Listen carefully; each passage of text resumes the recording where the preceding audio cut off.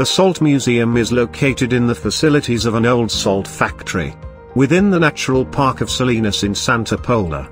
And it also houses the interpretation center that welcomes visitors to the park.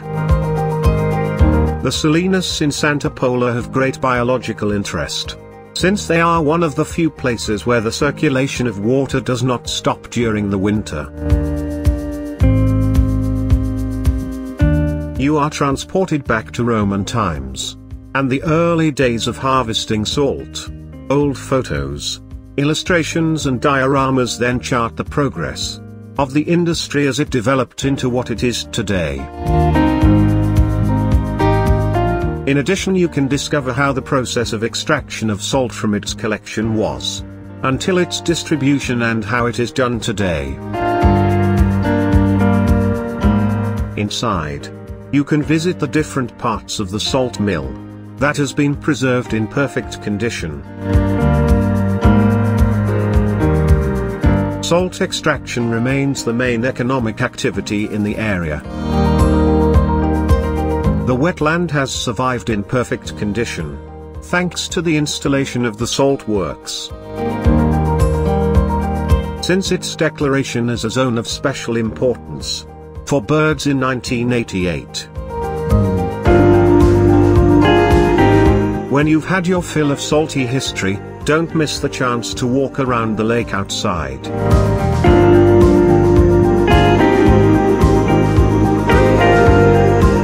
In its 2,496 hectares, you can see flamingos, common-shelled ducks, yellow-legged gulls, or marble ducks.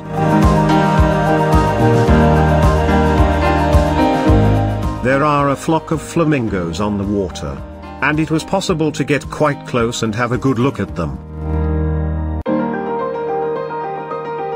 The mountains of salt we see by the side of the road, near to Tiribega and Santa Pola, are presumably making their way to the north of the country and to the rest of Europe.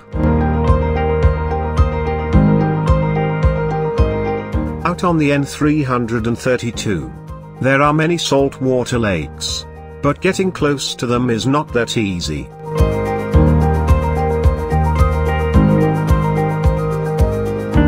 There is one parking area near the Torre de Tamarite, where you can walk a short way from the road, but stopping anywhere else would be dangerous and not worth the risk.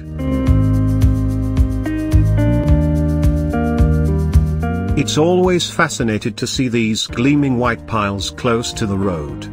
Unfortunately, it's not possible to visit any of the salt factories. It is quite easy to park nearby and get a closer look through the fence.